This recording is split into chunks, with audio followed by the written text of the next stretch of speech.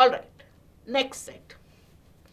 Mr. Binde is an industrialist in his 60s with no dependents.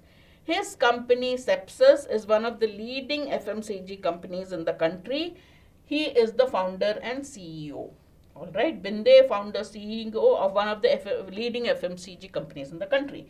Mr. Sham has been Binde's doctor for many years. He has done some routine tests and the results show that he has a rare, progressive and fatal disease called APT. It's a rare disease, it causes death and it is progressive. It just spreads very fast. The condition of the patient deteriorates very fast. Probably he has a few years to live. Dr. Sham explains the situation to Binde carefully. He explains that there are just two possible remedies. One is treatment using drugs which are still in experimental stage. When you use drugs in an experimental stage, what is the danger of that? It could be counterproductive. It could cause more problems. You don't know, you may not know all the side effects, right? And something may lead, making it even worse than the original situation. The other way out is a kidney transplant. Okay. The law of organ transplant stipulate that the donor should be a blood relative, else there is a queue in which his turn comes after approximately 3 years. Okay. So Mr. Binde consults Dr. Sham and says, what should I do? What would you do? What should the doctor's advice be? That's what the question is asking. Consider taking a second opinion from another expert.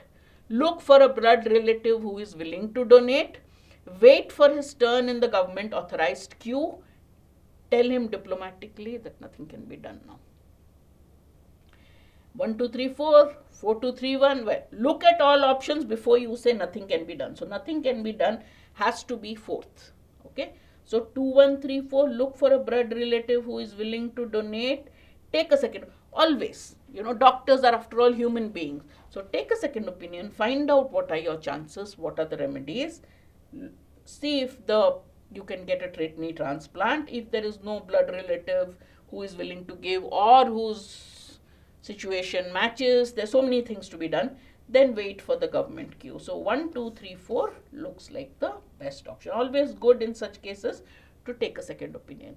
Even for terminally ill cases, they say take a second opinion. Some people would say for cancer, say take chemotherapy. Some say that if the patient is at an advanced, age is advanced, then they say chemotherapy will only increase the pain and the problem. So take a second opinion.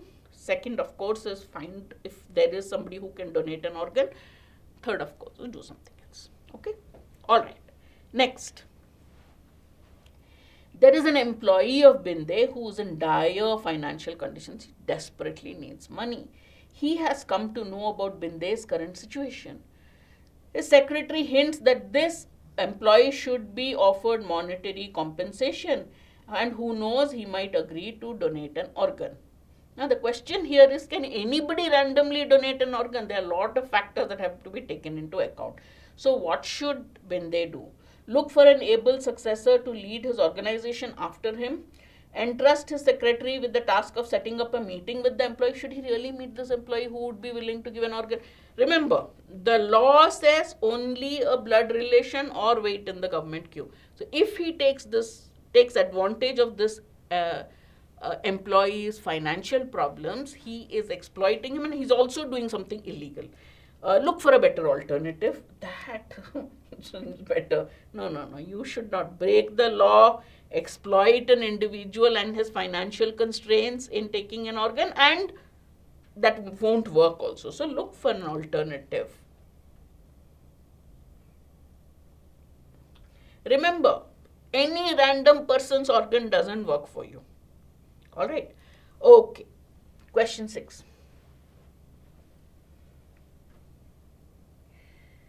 Recently, an American doctor has come up with a new cure for this disease. It has been approved by the US authorities, but it is yet to reach Indian shores. Binde wants to try out this remedy. It would involve him staying in the US under this doctor's care for at least 2 years.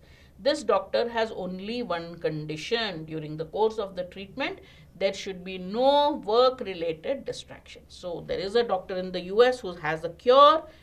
It cannot be done in India. He has to go to the US, has to stay there for at least 2 years, and the doctor says no work distraction. So what should you do? Obviously, if he wants to take it, he has to entrust his work to somebody. Go and take the treatment if he can afford it, right? That's what comes to mind. So let's look at what the answer says. Seek an appointment with the US doctor immediately and ask to be treated well. But set your affairs in order first. Entrust his secretary with the handling of the organization and leave for the US. Can a secretary really take over the organization? I mean, you're being emotional here, but consult Dr. Sham as to whether the American doctor can be trusted. How will Dr. Sham know? Approach the Indian government to allow the US based treatment in India as soon as possible. Will your disease, these are government procedures and protocols, will as soon as possible be soon enough for you? Appoint an able administrator to run his ship in his absence and go for the treatment to the US if you can afford it, obviously. So E is the correct answer. Common sense, easy question.